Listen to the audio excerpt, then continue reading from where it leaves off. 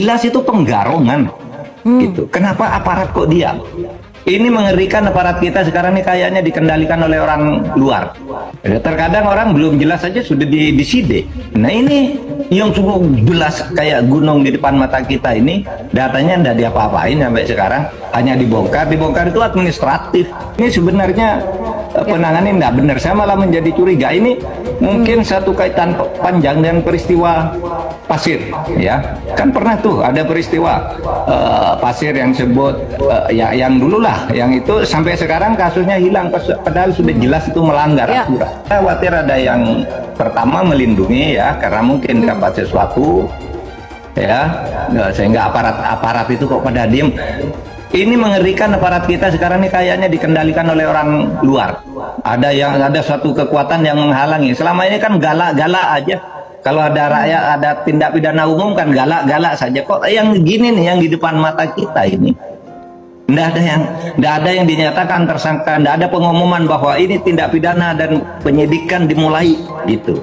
Saya berani jamin pagar Latun dicabut bukan karena kesadaran pemerintah, tapi karena viralnya masyarakat yang membicarakan ini. Yang menjadi misteri kan yang sampai hari ini belum dibongkar oleh kekuasaan, oleh negara, itulah siapa yang masang, siapa yang mendanai, untuk kepentingan apa itu pagar ada. Kok bisa aparat kita membiarkan? Dan saya sudah ajukan nama-nama siapa pelaku pemagaran. Ada Ahmad Gojali alias Engcun, ada Mandor Mehmet yang mengerjakan, ada Ali Hanafi Ahlijaya. Dan Ali Hanafi Ahlijaya itu orangnya gua. Menghadapi bambu saja kok negara nggak berani. Kan nggak tahu, nggak berani mengungkap. Tidak ada perlindungan negara kepada oligarki dan seluruh antek-antek yang bercokol di negeri ini, maka Pak Prabowo yang akan dihabisi oleh rakyat. Kenapa? Rakyat nggak akan percaya. Masalahnya kan pemikiran Bapak dengan apa yang saya lihat di lapangan itu berbeda jauh. Begitu. Loh, makanya Pak, makanya kalau saya bukan Said Didu Pak, saya konkret. Kalau saya juga bukan Said Didu, saya bukan gini loh. Kalau jenengan, kalau yang terdampak, dengarkan dulu. Saya melihat negara tidak pernah hadir di hadapan saya. Saya hitung bambu itu dari mulai Karangserang sampai Kronjo itu ya diperkirakan ya jutaan gitu. Masuk nggak dalam pikiran kita ketika itu adalah sebuah swadaya masyarakat. Sementara pendapatan masyarakat sendiri ya saya pikir murad marit tungin buat saya. Kira-kira masyarakat ini bisa nggak sih mendapatkan uang sebesar itu? Dari mana uangnya? Kalau memang itu pemberdayaan, itu aja jawabannya. Nggak usah kemana-mana, saya nggak ngerti. Iya, tadi kan Bang Khalid yang sudah menghitung per bambu 22.000 dan segala macam. Kira-kira masuk nggak gitu? Kalau ini yang melakukan masyarakat. Lu nanyanya apa sih lo?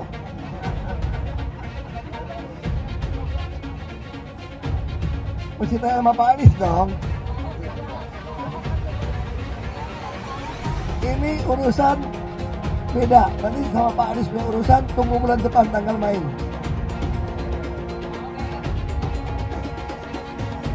Kan kalian yang juga bikin nggak mesra itu. Oke. Apa? Oh, ditanyain bisikannya apa? Saya bilang bisikannya. Bulan depan. Bisik. Tunggu tanggal mainnya. Apa? Tunggu. Nah, nanti dong. Kalau udah kan udah dibilang tunggu, lo harus tunggu dong kita. Ada kejutan di tahun depan Pak Anies. Makanya saya berani katakan di sini, hei orang miskin, hei orang melarat, tidak usah bayar pajak karena pemerintah haram mengambil pajak dari orang-orang miskin dan melarat, saudara. Allah mewajibkan zakat hanya kepada orang kaya, saudara. Itu pun cuma 2,5%. Ini saudara baru mimpin negara mau bikin pajak 12% untuk semua orang, yang kaya, yang miskin, semua kena. Haram ambil pajak dari rakyat, saudara. Haram, apalagi dari rakyat miskin, yang melarat, yang nyari kerja susah, yang makan susah. Haram kau ambil pajak dari mereka. Pram itu dipilih karena Bu Mega nggak suka sama Anies. Bukan karena dia mau rekonsiliasi sama Pak Prabowo, bukan. Tapi kenapa harus Pram? Hah? Kalau nggak suka sama Anies, kenapa nggak Ahok? Kenapa harus Pram? Karena Pak Ahok kan komplikasi politiknya kan besar. Jangan lupa dengan peristiwa isu penistaan agama di tahun 2017 yang lalu. Jadi Mas Pram itu adalah jalan tengah. Ya? Kenapa? Mas Pram ya di satu sisi merupakan kader, ya, Ya, dan PDI Perjuangan selalu mengatakan kita pilih kader, ya walaupun dia tidak punya atau belum punya elektabilitas. Tapi soal elektabilitas itu kan coba disubstitusi, dikompensasi maksud saya dengan adanya Sidul. Ya. Gitu. Ya, jadi menurut saya Mas Pram itu adalah pilihan yang tersedia pada hari ini. Kalau bicara hati, barangkali Bu Mega sebetulnya maunya Ahok. Ya. Secara hati ya, secara psikologi dan secara elektabilitas mungkin Ahok. Tapi secara politik kan dia punya problem yang sangat-sangat besar. Sehingga akhirnya pilihannya jatuh kepada Pramono. Nabi Muhammad itu pengangguran, kata Pak Suswono, sehingga perlu janda kaya yang menopang hidupnya. Ini salah fatal, Pak. Ya. Apa bedanya Bapak dengan kaum orientalis Barat yang menghina Nabi dengan Nabi itu gila kawin, istrinya 11. Sama saja bukan? Kalau mereka mengatai soal syahwat, biologis, sedangkan Bapak mengatai soal fulus, harta, matre. Nabi itu matre. Sama-sama merendahkan bukan, Pak? Pak Suswono, yang disebut pemuda pengangguran itu siapa? Yang harus dinikahi oleh janda kaya? Apakah Nabi Muhammad? Nabi Muhammad nganggur. Tahu Siti Khadijah kan? Siti Khadijah itu konglomerat. Waktu Nabi ngelamar Siti Khadijah itu masih pengangguran dan belum diangkat jadi Nabi. Ini analogi macam apa seperti ini? Riset dari mana, Pak? Tahu dari mana? Belajarnya di mana? Mohon maaf. Pak Suswono, calon wakil gubernur yang mendampingi Bapak Ridwan Kamil. Ini Pak Ridwan Kamil salah nih nyari wakil kayaknya nih. Ini nggak bisa ditoleransi nih. Masa ini cuma minta maaf udah dibiarin aja. Ini gimana? Kok jadi tajam ke bawah tumpul ke atas begini? Apa hanya karena dia seorang calon wakil gubernur? Jadi nggak diproses gitu? Ini nggak bisa, men. Ini nggak bisa, Yura. Ayo, gas. Janda kaya, tolong nikahi pemuda yang nganggur.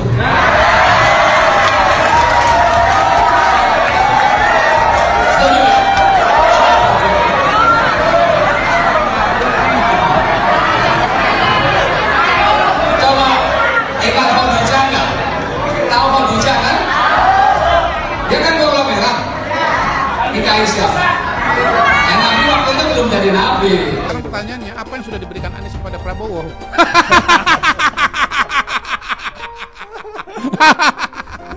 Anies itu cuma menerima saja dari Pak Prabowo, tidak pernah memberi.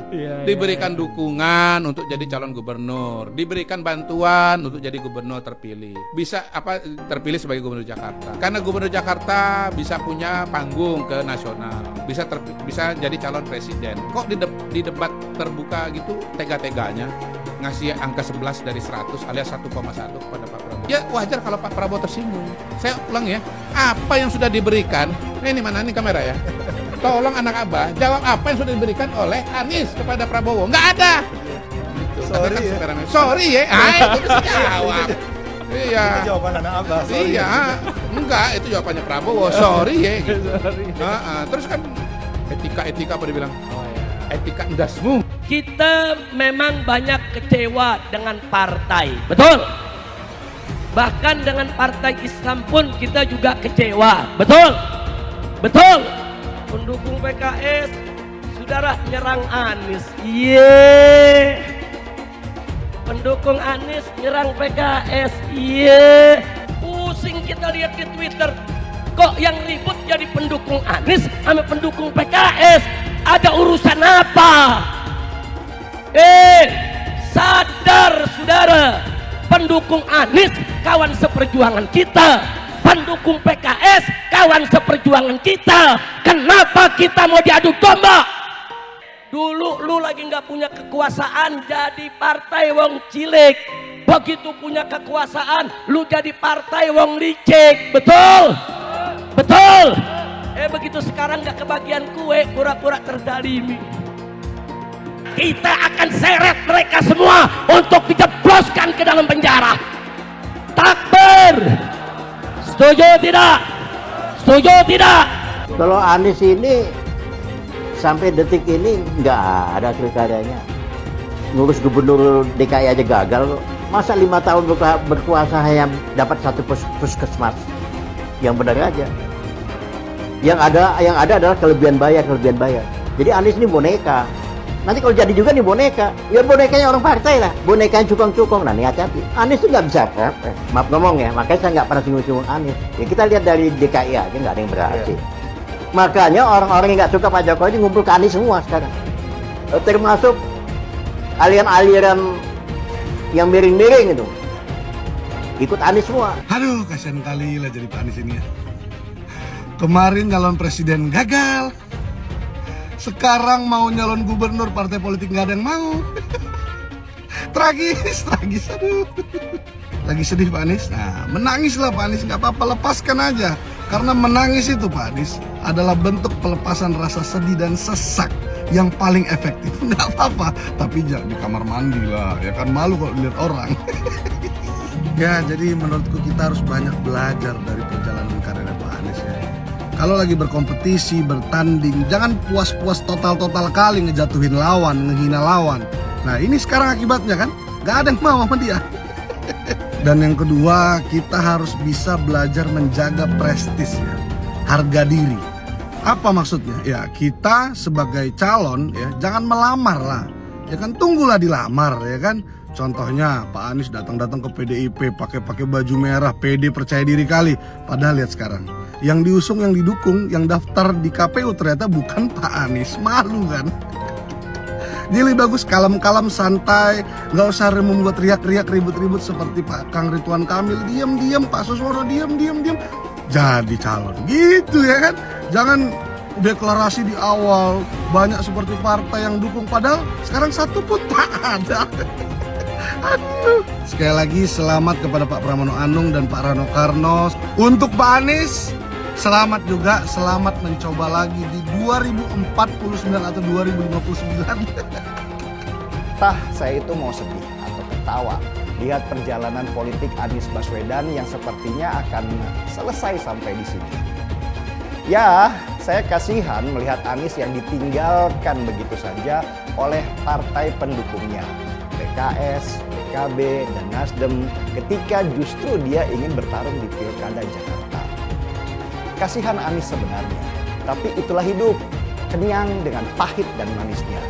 Seperti perjalanan politik Anies, ya saya rasa cukup sampai di sini saja. Bersama dengan saya adalah seorang pengangguran bernama Anies Baswedan. Mau jadi konten kreator?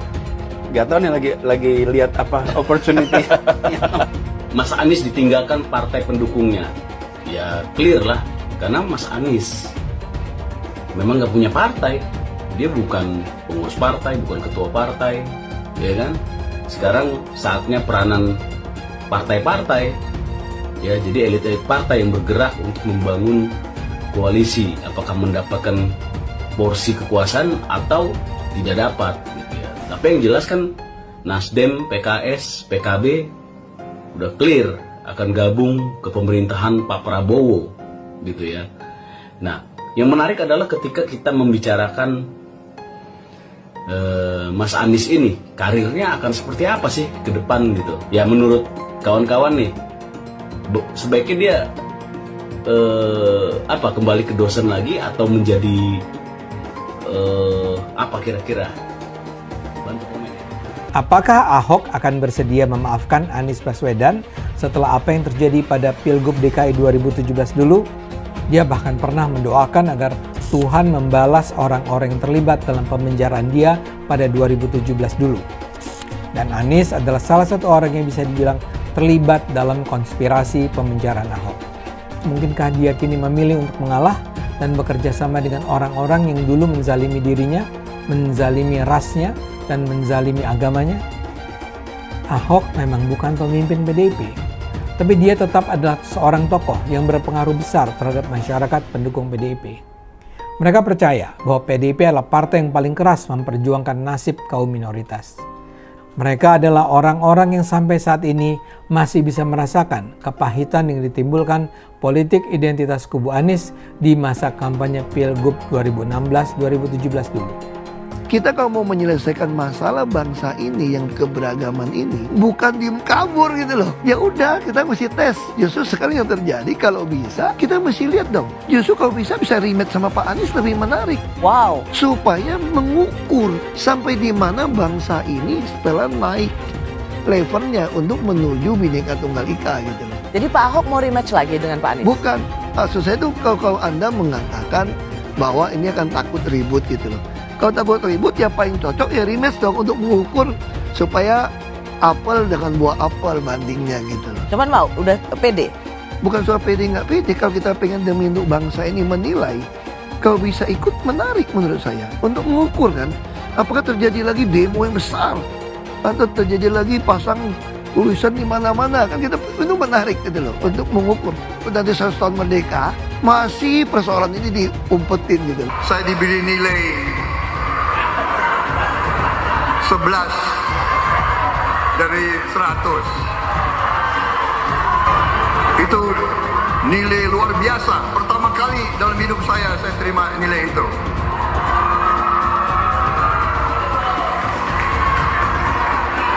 Dari orang yang saya beri kebaikan. Disampaikan oleh Mas Anies, sebagian besar yang disampaikan oleh Pak Ganjar itu kebohongan, itu fitnah. Saya lanjut ke Pak Anies dan ini paling banyak bohongnya. Ya, paling banyak bohongnya. Ini bengis sekali nih pernyataan, bengis dan jahat. Hanya untuk tujuan menjatuhkan Pak Prabowo, kemudian menggunakan data palsu dan bohong. Dan publik itu sudah mendengarkan pernyataan bohong itu. Dan sebagian publik itu sudah mengkonsumsi pernyataan bohong itu. Dan itu berbahaya. Itu pernyataan bohong yang luar biasa. Terkait dengan pertahanan, berapa skor yang Bapak berikan atas kinerja Kementerian Pertahanan yang dipimpin oleh Bapak Prabowo? Silakan Pak Ganjar. 5 cukup. Skornya justru di bawah 5, Mas Ganjar. Kalau 5 itu ketinggian, Pak Ganjar. Terima kasih, Pak Ganjar. Tadi gak usah takut. Disebut aja angkanya berapa gitu. Kayak saya gitu loh. Jangan di bawah 5, sebut aja berapa. 11, Mas. Dari 100. Mensyukuri kenapa kalah, kenapa ditahan. Saya bersyukur atas itu semua. Saya coba bayangkan ya, kalau seandainya waktu itu kita menang, gitu ya, hari ini belum tentu kita bisa nikmati seperti ini. Kita bersyukur 5 tahun Tuhan izinkan kasih ke orang yang pintar ngomong untuk kerja. Coba kalau kita bayangkan gitu ya, kalau kemarin saya masih jadi gubernur, ini saya udah turun ini. Tapi yang pintar ngomong itu dikira orang hebat kan? Ini lebih berbahaya tahun 2024. Langsung ketahuan karakternya. Langsung ketahuan itu. Di saya juga ada kutipan Pak di kamar saya Pak. Tulisannya, Jakarta telah mengambil keputusan yang fatal. Dan ini aneh, betul-betul aneh. Ini bukan kampanye, tapi saya sampaikan di sini. Di satu sisi menyiapkan jalur-jalur air untuk dikirim ke laut, di sisi lain di lautnya dipasang dengan pulau reklamasi, tinggal tunggu waktu jadi rob air malin. Dan ini melawan sunatullah. Kenapa? Air itu turun dari langit ke bumi, bukan ke laut. Harusnya dimasukkan ke dalam bumi, masukkan tanah. Di seluruh dunia air jatuh itu dimasukkan ke tanah. Bukan dialirkan pakai gorong-gorong raksasa ke laut. Jakarta telah mengambil keputusan yang fatal. Bukan banjir, itu memang parkir air. Bukan banjir, itu memang parkir air. Penjajahan di depan mata itu di Jakarta. Di tempat lain penjajahan mungkin terasa jauh, tapi di Jakarta, bagi orang Jakarta, yang namanya kolonialisme itu di depan mata, dirasakan sehari-hari. Dulu kita semua pribumi ditindas dan dikalahkan. Kini telah merdeka, kini saatnya kita menjadi tuan rumah di negeri sendiri. Hai teman-teman, tahun ini adalah tahun yang bagus untuk trading di market kripto, terutama Bitcoin dan kripto lainnya. Teman-teman bisa gunakan kesempatan ini untuk mencari cuan dengan trading di market kripto. Untuk trading, teman-teman cukup registrasi dengan menggunakan link di kolom deskripsi, lalu deposit, tentukan apa yang ingin kalian tradingkan, lalu tekan tombol buy. Sesimpel itu. Jika ada pertanyaan, teman-teman bisa hubungi WhatsApp di kolom deskripsi. Saya juga mau mengajak teman-teman untuk bergabung di komunitas trading yang ada di kolom deskripsi. Di sana saya akan memberikan sinyal trading yang bisa teman-teman ikuti. Seperti biasa, kalau kamu suka dengan video ini, jangan lupa komen, klik like, dan subscribe. Lagi-lagi, kebijakan luar biasa bodoh yang dikeluarkan oleh mantan Presiden Jokowi menjadi beban Presiden Prabowo. Apalagi kalau bukan urusan pagar laut. Entah apa yang ada di benak Mister Pencitraan belakangan ini. Kebijakannya dulu satu persatu mulai berasa nggak berguna. Gila banget sih. Itu laut tiba-tiba terekspos punya pagar yang nggak bertuan. Banyak isu yang berkembang kemana-mana. Yang menarik perhatian gue adalah isu kalau ini adalah milik salah satu taipan besar. Yang jadi masalah itu siapa yang kasih izin. Nggak mungkin ada pengusaha berani pasang pagar laut kalau nggak dikasih izin. Nah, siapa yang kasih izin? Buat gue sang taipan itu nggak ada salah apa-apa ya. Kenapa? Karena dia itu pengusaha. Yang namanya pengusaha udah pasti di mana ada celah, di situ dia bermain.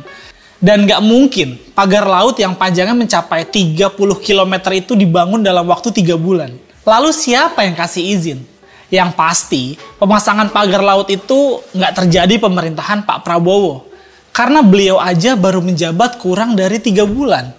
Ya, udah pasti pemerintahan si Mister Tipu Daya Jokowi lah. Siapa yang bikin gue sadar? Ya, Jokowi sendiri. Dia memperlihatkan kepada semua orang kalau dia itu haus kekuasaan. Untung aja, dia udah keburu lengser. Kalau nggak lengser, bisa-bisa langit nih juga jadi kafling sama dia. Mungkin baru di zaman Jokowi, laut bisa punya hak guna bangun alias HGB. Kalau presiden sebelum Jokowi, gua rasa masih waras ya. Tapi Jokowi ini emang agak-agak unik nih. Permainannya bukan cuma di darat, tapi juga di laut. Padahal buktinya udah jelas ada. Itu pagar laut sepanjang 30 km ada di depan mereka loh. Bisa dilihat, saksinya banyak. Cuma ya pastinya mereka coba mengingkari lah. Dan gue sangat sayangkan lah. Ada beberapa teman-teman gue yang ikut terlibat dalam upaya pembersihan nama Jokowi dalam urusan pagar laut ini. Dan mereka nggak berkutik ketika Presiden Prabowo memerintahkan supaya pagar laut itu dibongkar. Karena merugikan nelayan kita, bos. Muncul lagi dalam tanda kutip nih, orangnya Jokowi lagi ikut nimbrung urusan pagar laut ini nih. Kali ini nggak kaleng-kaleng, sekelas menteri, bos. Siapa lagi kalau bukan Menteri KKP, Sakti Wahyu Trenggono. Akuan Pak Trenggono ini jadi makin memperkuat kecurigaan ya, kalau dia protes keras karena Jokowi dalam tekanan. Karena kita, pagar laut itu adalah kebijakan Jokowi yang diberikan sebagai balas budi. Mungkin karena kesepakatan balas budi itu, jadinya ada tekanan besar kepada Jokowi. Pak Trenggono ini sempat protes soal pembongkaran pagar laut. Lah, kan itu pagar dibongkar atas perintah Presiden Prabowo. Kenapa dia yang protes? Mungkin Pak Trenggono ini lupa kalau bosnya dia sekarang adalah Prabowo, bukan Jokowi. Gila bener emang Jokowi ini nih. Dia yang utang budi, nelayan kita yang disengsarain. Udah beberapa pejabat yang disebut-sebut sebagai dalam tanda kutip nih orangnya Jokowi ini berulah semua dan bikin beban di pemerintahan Prabowo. Kalau gue tebak sih namanya orangnya Jokowi ya pasti bawa kepentingannya Jokowi lah. Mereka nggak peduli sama pemerintahan Prabowo mau dinilai bagus atau jelek. Yang penting nama Jokowi tetap wangi. Dan coba lu semua perhatiin deh. Kok sepertinya ada operasi terselubung dari Jokowi melalui orang-orangnya nih. Tapi tetap ya, nggak gue habis pikir nih, bisa-bisanya ada HGB di tengah laut. Dan kabarnya malah bukan di daerah situ aja loh. Di daerah lain seperti Surabaya juga ada HGB-nya di tengah laut. Gue nggak ngerti deh, apakah ada Aquaman-nya atau Little Mermaid-nya yang mau bangun istana di tengah laut atau gimana sih? Terus ada pertanyaan lucu lagi nih. Kira-kira itu istananya Nyi Roro Kidul ada HGB-nya. Tapi intinya Jokowi ini harus punya kaki tangan lah di pemerintahan. Terutama untuk lembaga-lembaga strategis ya. Ya kenapa gue bisa bilang kayak gitu? Karena dia banyak dosa-dosa politiknya. Jadi abis pensiun ini gue rasa hidupnya Jokowi makin gak tenang. Walaupun dia selalu mencoba tampil santai di depan publik ya. Kalau gue lihat nih, Jokowi sepertinya mau pemerintahan Prabowo ini sukses. Tapi nggak sukses-sukses banget lah. Buat apa? Ya buat naikin anaknya nanti di Pilpres 2029. Kalau pemerintahan Prabowo ini standar-standar aja, akan mudah buat Jokowi dorong Gibran maju jadi capres 2029. Tapi kalau pemerintahan Prabowo itu bagus banget nih, akan susah dia mau majuin Gibran nanti. Karena orang kan pasti ngelihat presidennya dulu siapa. Dan mau nggak mau Jokowi harus majuin Gibran jadi cawapres Prabowo nanti 2029. Yang jelas saya tidak akan memilih Anies. Karena Anies bukan pribumi yang jelas. Dan Anies juga merupakan antitesis daripada Jokowi. Antitesis artinya bertolak belakangan dengan semua kebijakan Jokowi. Anies sudah terang-terangan menyebutkan dia tidak akan melanjutkan kinerja dari Pak Jokowi. Tidak ada infrastruktur yang akan dibangun jika Anies memimpin Indonesia 5 tahun ke depan. Lagi pula Anies juga didukung oleh Khilafah dan pendukung Anies dari ormas seperti FPI dan juga HTI. Apa kita mau FPI dan HTI kembali di Indonesia jika Anies memimpin? Anies adalah bapak politik identitas yang menghalalkan segala cara untuk menggapai kekuasaan, termasuk menggunakan politik identitas berbasis agama. Kita lihat di kasus Ahok. Kita sudah bisa melihat kinerja Anies selama 5 tahun di Jakarta, dan ini merupakan rekam jejak Anies Baswedan. Tidak ada satupun janji yang dipenuhi, dan tidak ada kinerja yang bisa dibanggakan. Dari DP 0%, OKOC, kelebihan bayar, Formula E, banjir, sumur resapan, jalan rusak, dan gonta-ganti nama jalan. Jadi saya rasa tagline perubahan yang diusung Anies adalah tagline merubah kata korupsi menjadi kelebihan bayar, supaya semua koruptor tidak dijerat oleh pasal korupsi. Karena mereka semua hanya melakukan kelebihan bayar. Jadi perkataan Ahok sudah terbukti, dan Jakarta sudah menjadi korban. Jangan biarkan Indonesia menjadi korban kibulan Anies Baswedan. Suara minoritas jangan lagi merasa takut untuk memilih pemimpin yang membela hak minoritas. Karena Anies jelas hanya memanfaatkan suara minoritas untuk mendapatkan suara. Ingat, di belakang Anies ada ormas pengasong khilafah, seperti FPI, HTI, PA212. Saya yakin sebentar lagi karma Ahok akan mengejar Anies Baswedan. Begitu saja opini saya hari ini. Tuliskan opini kalian tentang Anies Baswedan di kolom komentar. Dan juga tuliskan pendapat kalian tentang people power oleh relawan Anies untuk melengsarkan Pak Jokowi. Tuliskan pendapat kalian. Jika kalian siap untuk melawan people power yang digaungkan oleh relawan Anies, ayo tuliskan lawan people power di kolom komentar. Pastikan Anda semua like video ini dan bagikan video ini ke teman dan family Anda supaya mereka semua mengetahui tentang informasi ini. Tekan tombol subscribe dan bunyikan lonceng notifikasi supaya kamu tidak ketinggalan